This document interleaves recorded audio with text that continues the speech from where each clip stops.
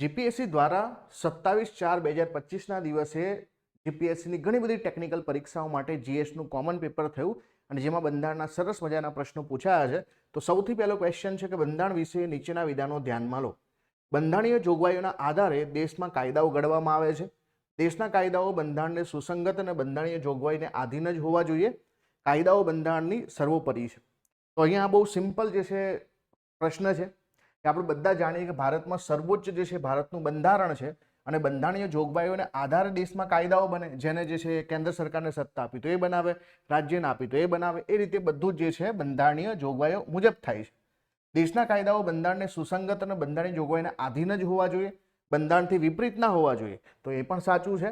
અને કાયદાઓ બંધારણથી સર્વોપરી છે ના, બંધારણ કાયદાઓની ઉપર છે. એટલા માટે ત્રીજું વાક્ય ખોટું છે.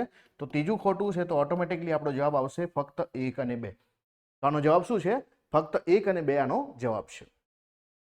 આ ક્વેશ્ચનમાં પૂછવામાં આવ્યું છે કે ભારતીય બંધારણના આમુખમાં નીચેનામાંથી કયું સમાવિષ્ટ કરવામાં આવ્યું છે? સત્યમેવ જયતે, સ્વતંત્રતા, સમાનતા અને બંધુતા.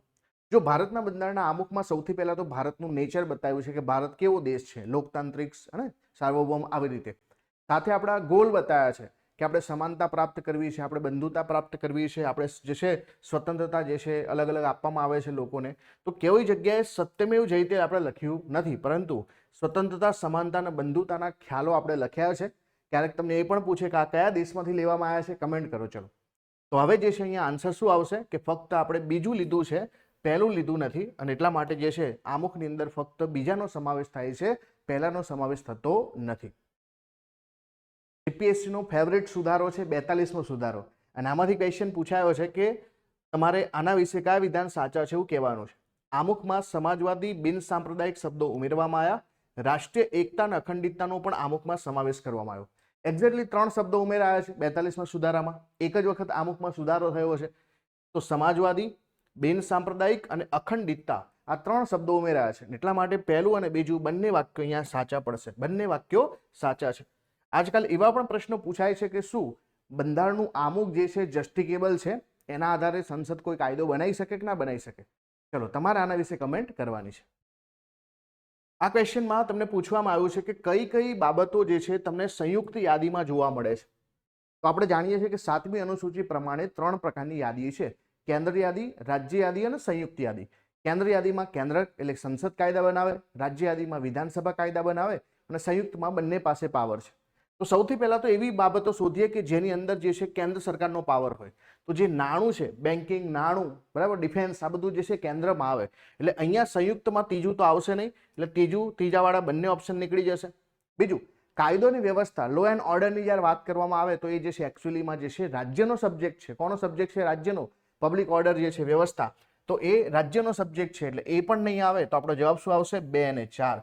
એટલે કે દીવાની અને ફોજદારી બાબતો અને આર્થિક આયોજન, આ બંને જે છે સંયુક્ત યાદીમાં આવે. બરાબર, ઓપ્શન પરથી 2 અને 4 જે છે આપણા ક્વેશ્ચનનો સાચો જવાબ બને. તો 2 and 4 રાઈટ આન્સર.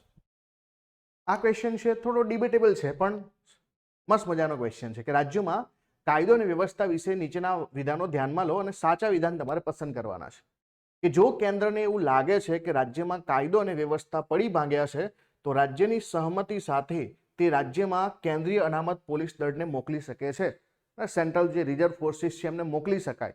તો આ તો બિલકુલ સાચું છે કે ભાઈ તમને એવું લાગે છે કેન્દ્રમાં કાયદો વ્યવસ્થા પડી ભાગ્યા છે તો રાજ્યની સંમતિ સાથે તમે મોકલી શકો. એવું નથી લખ્યું કે ફક્ત સંમતિ સાથે જ મોકલી શકાય, એવું નથી લખ્યું. સંમતિ સાથે મોકલી શકાય, એટલા માટે પહેલું સાચું છે. અને બીજું છે કેન્દ્ર રાજ્યની મરજી વિરુદ્ધ જઈને તે રાજ્યમાં કેન્દ્રીય અનામત પોલીસ દળને મોકલી શકે નહીં.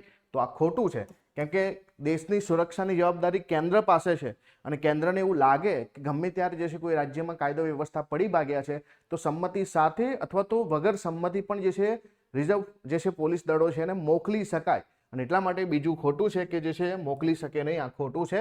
તો અહીંયા ફક્ત ને ફક્ત જે છે પહેલું વિધાન સાચું આવશે. હવે કોન્ટેક્સ્ટ તમે સમજી ચૂક્યા છો કે પહેલું વાક્ય જે છે સાચું એટલા માટે છે કે ત્યાં ફક્ત નથી લખ્યું. બરાબર, સંમતિ સાથે પણ મોકલી શકે, વગર સંમતિ પણ મોકલી શકે. ક્યારેક એવું બને કે રાજ્ય સરકાર સંમતિ ના આપે અને કેન્દ્રને જરૂર લાગે કે અહીંયા જે છે ફોર્સિસ મોકલવાની જરૂર છે તો ત્યાં મોકલી શકાય. ક્લિયર? નાણાકીય સાધનની વહેંચણી બાબતે તમને અહીંયા 2 વિધાન આપ્યા છે અને આમાંથી સાચું વિધાન તમારે પસંદ કરવાનું છે. આબકારી જકાત, આયાત નિકાસ જકાત, આવકવેરો જેવા વધુ આવક આપતા કરવેરા કેન્દ્રને ફાળવવામાં આવ્યા છે. બિલકુલ સાચું છે, કેન્દ્ર સરકાર ઉઘરાવશે આ. જ્યારે વેચાણ વેરો છે, મનોરંજન વેરો છે, જમીન મહેસૂલ છે, શિક્ષણ વેરો છે, આ બધા રાજ્યને ફાળવવામાં આવ્યા છે. તો એ બિલકુલ સાચું છે. એટલે અહીંયા આન્સર ઓપ્શન નંબર સી આવશે. 1 અને 2 આપણા બંને વાક્યો સાચા છે. તો આ બધા ટેક્સીસ જે છે કેન્દ્ર સરકાર ઉઘરાવશે, બીજા ટેક્સીસ રાજ્ય સરકાર ઉઘરાવશે. હા, કેન્દ્ર સરકાર જે રાજ્યને ભાગ જરૂર આપશે, પણ જે છે આ જે છે ઉઘરાવશે કોણ? તો કેન્દ્ર સરકાર પાસે સત્તા રહેશે. રાજ્યના કરો જે છે કયા છે? લેન્ડ રેવન્યુ છે, એગ્રીકલ્ચરની ઇન્કમ ઉપર ટેક્સેશન છે, આ બધા રાજ્યના સબ્જેક્ટ છે. ક્લિયર? બહુ જ ઇન્ટરેસ્ટિંગ સવાલ છે કે ભારતીય સમવાય તંત્ર નીચેનામાંથી કઈ કટોકટી વખતે સ્થગિત થાય? પહેલા તો સમવાય તંત્રનો મતલબ શું? Federal structure. ફેડરલમાં શું હોય કે કેન્દ્રની એક સરકાર હોય, રાજ્યની એક સરકાર હોય અને બંને સરકાર પાસે પોતપોતાના પાવર હોય. આને ફેડરલ સિસ્ટમ કહીએ. અને આ વખતે જે છે ફેડરલ સિસ્ટમ જે છે સમાપ્ત થાય, એનો મતલબ શું થાય કે ક્યાંક ને ક્યાંક જે છે આખું તંત્ર જે છે સમવાયમાંથી એકાત્મકમાં યુનિટરી ફીચરમાં ફેરવાઈ જાય. તો જ્યારે પણ નેશનલ ઇમરજન્સી લાગે તો આપણે બધા જાણીએ છીએ કે કેન્દ્ર સરકાર સર્વોપરી બને. રાજ્ય કટોકટી લગાવીએ, બંધારણીય કટોકટી, ત્યારે પણ રાજ્યની સરકારોની ઉપર કેન્દ્ર સરકારનો પાવર આવે. એ રાજ્ય માટે કાયદા બનાવી શકે, બરાબર, બધી જ વસ્તુ છે. પણ જ્યારે ફાઇનાન્શિયલ ઇમરજન્સી લાગે ત્યારે શું થાય?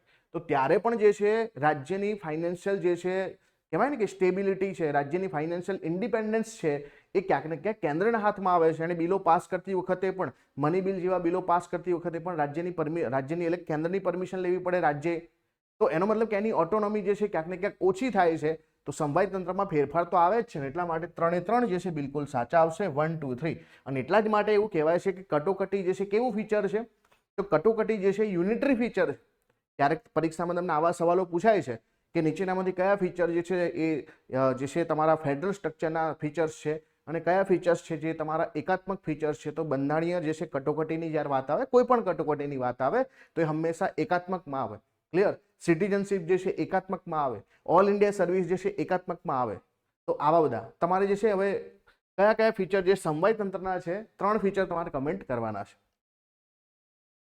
ભારતના સમવાય તંત્ર વિશે નીચેના વિધાનો ધ્યાનમાં લો. જો સમવાય તંત્ર જે છે હોટ ટોપિક છે. ભારતના બંધારણના આમુખમાં સમવાય ફેડરલ શબ્દનો ઉપયોગ થયો છે. ભારતના બંધારણમાં આખા બંધારણમાં કોઈ પણ જગ્યા પર આપણે ફેડરલ શબ્દનો પ્રયોગ કર્યો જ નથી. આપણે તો યુનિયન ઓફ સ્ટેટ લખ્યું છે ને, એટલા માટે આમુખની અંદર કોઈ જગ્યા પણ આપણે જે છે સમવાય શબ્દનો પ્રયોગ નથી કર્યો. બીજું છે ભારતમાં મજબૂત કેન્દ્રવાળું અર્ધ સમવાય તંત્ર છે. તો હા, એવું લોકો કહે છે, બરાબર, કે ભારતમાં જે છે કેન્દ્ર સરકાર મજબૂત છે, રાજ્ય સરકાર પાસે પાવર છે, પણ કેન્દ્ર વધુ મજબૂત છે. કેનેડાથી આપણે આ સિસ્ટમ લાયા છે જેને આપણે કોસી ફેડરલ સિસ્ટમ કહીએ છીએ. અર્ધ સંઘીય માળખું કે જરૂર પડે ત્યારે એકાત્મકમાં ફેરવાઈ જાય ને બાકી નોર્મલ પરિસ્થિતિમાં જે છે એ કહેવાય ને કે સમવાય તંત્ર ફેડરલ સિસ્ટમ રહે છે. એટલા માટે બીજું બિલકુલ સાચું છે. તો જવાબ આવશે ફક્ત 2. આ સમવાય શબ્દનો પ્રયોગ જે છે બંધારણમાં કોઈ પણ જગ્યાએ નથી થયો. યાદ રાખજો ખાસ. તમને ઘણી વખત પૂછાય કે આર્ટિકલ 1માં કયા શબ્દનો પ્રયોગ થયો છે? તો યુનિયન ઓફ સ્ટેટ, રાજ્યોના બનેલા સંઘનો પ્રયોગ આપણે કર્યો છે. કોઈ જગ્યાએ સમવાય તંત્રનો પ્રયોગ કર્યો નથી. આ પેપરનો સૌથી સરસ મજાનો ક્વેશ્ચન છે કે ભારતના બંધારણીય સુધારા વિશે તમારે અહીંયા 3 વાક્યો આપેલા છે, એના પરથી તમારે જવાબ શોધવાનો છે કે બધી જ જોગવાઈઓમાં સંસદના હાજર અને મત આપતા સભ્યોના 2/3 બહુમતીથી જ સુધારો કરી શકાય છે. તો જો બંધારણમાં સુધારો જે છે 3 રીતે પોસિબલ છે. એકમાં તો પહેલા તો જેને બંધારણીય ક્રમ આપવામાં જ નથી આવતો, સંસદ સાદી બહુમતી સુધારા કરી શકે છે, 368 હેઠળ આવતું જ નથી.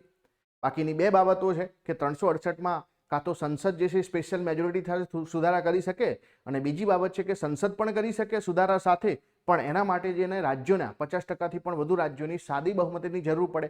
તો એનો મતલબ છે કે બધી જ જોગવાઈઓ સંસદના હાજર અને મત આપતા સભ્યોના 2/3 મતથી કરી શકાય. આ ખોટું છે. અને પહેલું ખોટું છે એટલે તરત જે છે પહેલું, ત્રીજું અને ચોથું ખોટું થઈ જશે. હવે જુઓ, અમુક જોગવાઈઓ સંસદના બંને ગૃહના કુલ સંખ્યાની બહુમતી અને હાજર તેમજ મત આપતા સભ્યોના 2/3 સ્પષ્ટ બહુમતીથી કરી શકાય, જેને આપણે 368ની બહુમતી કહીએ છીએ. તો બિલકુલ સાચું છે કે અહીંયા જે છે ગૃહની total majority plus present and voting by 2 અને 2/3, તો એના આધાર પર આપણે જે છે વોટિંગ કરીએ છીએ. તો બિલકુલ સાચું છે. અને છેલ્લું છે કે બંધારણના અમુક ભાગમાં સુધારો કરવા માટે સંસદના બંને ગૃહની કુલ સભ્ય સંખ્યાની બહુમતી અને હાજર અને મત આપતા સભ્યોના 2/3 બહુમતી ઉપરાંત અડધા કરતાં વધુ ઘટક રાજ્યોની વિધાનસભા ગૃહની મંજૂરી જરૂરી છે. તો જે સંઘીય બાબતોમાં ફેરફાર કરવો હોય તમારે રાજ્યની પણ પરમિશન લેવી પડે. તો રાજ્યમાં કેટલા રાજ્યો? તો અડધા કરતાં વધારે રાજ્યો. 50%થી પણ વધુ રાજ્યોની. ત્યાં કેવી બહુમતી આવશે? સાદી બહુમતી આવશે. ત્યાં કોઈ સ્પેશિયલ મેજોરિટી આવશે નહીં. એટલા માટે બીજું અને ત્રીજું આપણું સાચું છે. તો ઓપ્શન નંબર બી જે છે ફક્ત 2 અને 3 આ વાક્યો સાચા છે. ધારાસભા વિશે નીચેના વિધાનો ધ્યાનમાં લો. જ્યાં ધારાસભા 2 ગૃહની બનેલી હોય તેને દ્વિગૃહી ધારાગૃહ એટલે કે બાયકેમરલ લેજિસ્લેચર કહેવામાં આવે છે. તો બાયકેમરલ લેજિસ્લેચર કહીએ છીએ, બિલકુલ સાચું છે. ગુજરાતની અંદર દ્વિગૃહી ધારાસભા છે. ગુજરાતની અંદર દ્વિગૃહી ધારાસભા છે ભાઈ? ના, ગુજરાતમાં દ્વિગૃહી ધારાસભા નથી. ક્યાં છે? ઉત્તર પ્રદેશમાં છે, બિહારમાં છે, પછી તેલંગાણામાં છે, આંધ્રપ્રદેશની અંદર છે, મહારાષ્ટ્રની અંદર છે, કર્ણાટકની અંદર છે. તો 6 રાજ્ય છે જ્યાં તમને દ્વિગૃહી ધારાસભા જોવા મળે છે. ક્લિયર? તો જ્યાં ધારાસભા 2 ગૃહની બનેલી હોય ને આપણે દ્વિગૃહી ધારા એટલે બાયકેમરલ લેજિસ્લેચર કહીએ છીએ. આ કોમન શબ્દ છે. આ શું છે? કોમન શબ્દ છે. બાકી જનરલી રાજ્યની અંદર જ્યાં 2 ગૃહની ધારાસભા હોય એને આપણે શું કહીએ છીએ? વિધાનમંડળ કહીએ છીએ. વિધાનમંડળના 2 ગૃહ હોય, એક વિધાનસભા હોય અને એક વિધાન પરિષદ હોય. તો એટલા માટે આ બાયકેમરલ લેજિસ્લેચર જે આ કોમન શબ્દમાં લખ્યું છે ધારાસભા, તો એટલા માટે અહીંયા પહેલો જે છે વિકલ્પ સાચો આવશે. તો ફક્ત એક સાચું આવશે. અને આ સ્પેસિફિક શબ્દો પૂછે તો વિધાનમંડળ કહેવાય. હો, સ્પેસિફિક શબ્દ પૂછે તો વિધાનમંડળ કહેવાય. જેનું બધા રાજ્યોમાં ગૃહ હોય એને વિધાનસભા કહીએ છીએ. અને જ્યાં એટલે કે જેને એસેમ્બલી કહેવાય. અને જ્યારે બીજું જે ઉપલું ગૃહ છે જે ઓપ્શનલ છે એને આપણે શું કહીએ છીએ? કાઉન્સિલ કહીએ છીએ. તો લેજિસ્લેટિવ કાઉન્સિલ કહેવામાં આવે છે. વિધાન શું કહીએ છીએ? એને આપણે પરિષદ. કાસ્ટિંગ વોટ બાબતે તમને એક ક્વેશ્ચન પૂછવામાં આવ્યો છે કે અમુક ગૃહમાં જે છે મતદાન વખતે તરફેણ કે વિરુદ્ધમાં સરખા મત પડ્યા હોય ત્યારે ગૃહના અધ્યક્ષ નિર્ણાયક મત કાસ્ટિંગ વોટ આપી શકે છે. કાસ્ટિંગનો મતલબ થાય નિર્ણાયક, કે જ્યારે બંને તરફ પરિસ્થિતિ સરખી થાય તો ડિસિઝન લેવા માટે જે છે કોને વોટ આપવો પડે? તો ગૃહના અધ્યક્ષે, સ્પીકરે જે છે ને પ્રિસાઇડિંગ ઓફિસરે જે છે મત આપવાનો હોય છે. તો નિર્ણાયક મત જે છે જે ખુરશી પર બેઠા હશે અધ્યક્ષ આપશે. તો બિલકુલ સાચું છે. સંસદીય સચિવને પણ આવો અધિકાર છે? ખોટું છે. સંસદમાં મત આપવાનો અધિકાર માત્ર ને માત્ર સંસદના સભ્યને હોય. ભલે રાષ્ટ્રપતિ કેમ ના હોય, ઉપરાષ્ટ્રપતિ કેમ ના હોય, એ ગૃહમાં બેસે તો વોટિંગ ના કરી શકે. કેમ? કેમ કે એને જે છે બરાબર મત આપવાનો અધિકાર ફક્ત ને ફક્ત ગૃહના સભ્યને જ હોય છે. અને અહીંયા તો આ સંસદીય સચિવ છે, તો સચિવને આવો કોઈ મત આપવાનો અધિકાર જ નથી હોતો. તો કાસ્ટિંગ વોટ તો દૂરની વસ્તુ છે. એટલા માટે અહીંયા ફક્ત ને ફક્ત પહેલું વાક્ય સાચું છે. ક્લિયર? પહેલું વાક્ય સાચું છે. ભારતના રાષ્ટ્રપતિની સત્તાઓ વિશે સરસ મજાનો ક્વેશ્ચન પૂછાયો છે કે વિવિધ દેશોમાં ભારતના રાજદૂતની નિમણૂક રાષ્ટ્રપતિ કરે છે. અન્ય રાષ્ટ્ર સામે યુદ્ધ જાહેર કરવું, યુદ્ધ બંધ કરવું કે સંધિ કરવાની સત્તા રાષ્ટ્રપતિની છે. જો ભારત દેશની અંદર જે છે બરાબર એ સેરેમોનિયલ હેડ જેની વાત કરીએ છીએ આપણે, કે પછી તમે જેને વાત કરો છો કે બંધારણીય ટોચના વડા એ રાષ્ટ્રપતિ છે. અને એટલા માટે તમામ સત્તાઓ રાષ્ટ્રપતિના નામથી થાય. તમામ સત્તાઓ જે છે કેન્દ્રના જે છે કારોબારીના વડા જે છે ઓટોમેટિકલી જે રાષ્ટ્રપતિ બને છે. સરકારના વડા જે છે એ વડાપ્રધાન છે. એટલે બધું જ કામ જે છે રાષ્ટ્રપતિના વતી જે છે એ વડાપ્રધાન કરશે, એ બાબત બરાબર છે. પણ બંધારણમાં જે સત્તાઓ આપી છે રાષ્ટ્રપતિને આપી છે. એટલે કે કોઈ પણ ડિપ્લોમેટની નિમણૂક કરવી હોય તો રાષ્ટ્રપતિ કરે છે. કોઈ પણ જે છે કટોકટી જાહેર કરવી, યુદ્ધ જાહેર કરવું, યુદ્ધ વિરામ કરવું, આ બધી જ બાબતો જે છે એ પણ રાષ્ટ્રપતિ કરે છે. તો અહીંયા આપેલા જે છે બંને 2 વાક્યો બિલકુલ સાચા છે. ઓપ્શન નંબર સી 1 અને 2. હવે તમને જે છે રાષ્ટ્રપતિની સત્તાઓ વિશે તમને ઘણીવાર પૂછે કે એમની પાસે સંસદીય સત્તાઓ છે એટલે કે કાયદાકીય સત્તાઓ છે, એમની પાસે કારોબારી સત્તાઓ છે, એમની પાસે ન્યાયિક સત્તાઓ છે. તો આવી રીતે એમની પાસે જે છે એક કટોકટીની સત્તાઓ પણ હોય છે. એમની પાસે જે છે આપણા દેશના સર્વોચ્ચ મિલિટરી પાવર એમની પાસે હોય છે. ક્લિયર? તો એટલા માટે જે છે આવી જેટલી પણ સત્તાઓ એમની પાસે છે એ તમે કમેન્ટ કરો ને. ભારતના રાષ્ટ્રપતિ પોતાનું રાજીનામું કોને આપે છે? આપણે ઘણી વખત શીખવાડીએ છીએ કે આને વ્યવહાર કહેવાય. વ્યવહાર કેવી રીતે? કે રાષ્ટ્રપતિ ઉપરાષ્ટ્રપતિને, ઉપરાષ્ટ્રપતિ રાષ્ટ્રપતિને આપે. અને એટલા માટે રાષ્ટ્રપતિ પોતાનું રાજીનામું કોને આપશે? તો રાષ્ટ્રપતિ પોતાનું રાજીનામું જે છે એ ઉપરાષ્ટ્રપતિને આપશે. પણ ક્યારેક સવાલ બદલાઈ જાય કે રાષ્ટ્રપતિને શપથ કોણ લેવડાવશે? તો શપથની વાત આવે તો જે છે સર્વોચ્ચ અદાલતના મુખ્ય ન્યાયમૂર્તિ એમને શપથ લેવડાવશે. ક્લિયર?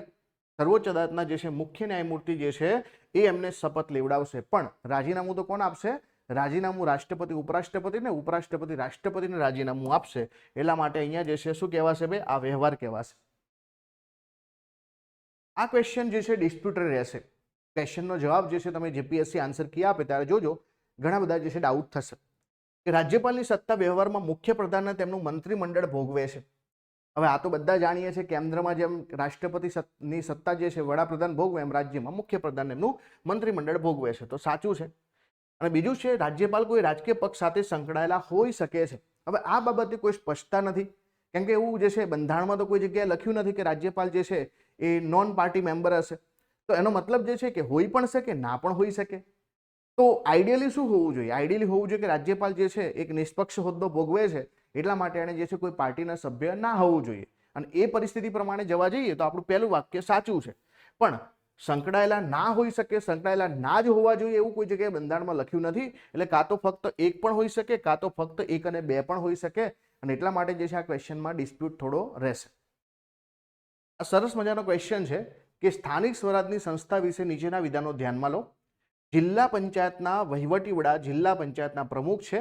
મહાનગરપાલિકાની વહીવટી પાંખના વડા મેયર હોય છે. હવે અહીંયા ઘણા બધાને પ્રોબ્લેમ આવે, કેમ કે જે છે જ્યારે જિલ્લા પંચાયત, તાલુકા પંચાયત, મહાનગરપાલિકાની વાતો કરીએ ને ત્યારે બે હોદ્દા હોય, બરાબર. એક તો જે ચૂંટાઈને આવે, જે રાજકીય હોદ્દો હોય, અને બીજું જે વહીવટ કરતા હોય, બરાબર, જે સરકાર જેમની નિમણૂક કરે છે એવા અધિકારીઓ. અને એટલા માટે અહીંયા જે છે વહીવટીની વાત કરી છે તો જિલ્લા પંચાયતમાં જે છે એ ડિસ્ટ્રિક્ટ ડેવલપમેન્ટ ઓફિસર હશે ને, એટલા માટે આ તો હોય જ નહીં. અને જ્યારે આપણે વાત કરીએ છીએ મહાનગરપાલિકામાં તો જે કમિશનર હોય છે તો એ પણ જે છે અહીંયા મેયર નહીં હોય. અને એટલા માટે બંને વાક્ય અહીંયા ખોટા છે, બંને વાક્ય ખોટા છે. ધ્યાન આપજો, આ ખાસ આ પદો વચ્ચેનો થોડો ફરક તમારે સમજવો પડશે. આ પણ સરસ મજાનો ક્વેશ્ચન છે કે સુપ્રીમ કોર્ટના ન્યાયાધીશની લાયકાત બાબતે કયા વાક્યો સાચા છે? ભારતની કોઈ પણ વડી અદાલતમાં ન્યાયાધીશ તરીકે ઓછામાં ઓછા 5 વર્ષ સુધી સેવા આપેલી હોવી જોઈએ. બિલકુલ. રાષ્ટ્રપતિના મત મુજબ તે નામાંકિત ન્યાયવિદ કે પ્રખ્યાત કાયદાશાસ્ત્રી હોવા જોઈએ, એ પણ સાચું છે. એટલા માટે જે છે અહીંયા આપેલા બંને બે વાક્યો સાચા છે. ત્રીજી એક લાયકાત છે કે ભારતના જે છે નાગરિક હોવા જોઈએ, એ પણ સરસ છે. નાગરિક હોવા જોઈએ, 5 વર્ષનો ઓછામાં ઓછો એમની પાસે હાઈકોર્ટના જજ તરીકેનો અનુભવ, અથવા તો બરાબર બીજું શું છે 10 વર્ષનો વકીલ તરીકેનો અનુભવ હોવો જોઈએ. તો આ બંને વસ્તુ જે છે સાચી છે. અને સાથે રાષ્ટ્રપતિ નજરમાં એક એમિનન્ટ જ્યુરિસ્ટ હોવા જોઈએ. ત્રણેય જે છે સુપ્રીમ કોર્ટના જજ બનવા માટેની લાયકાતો છે.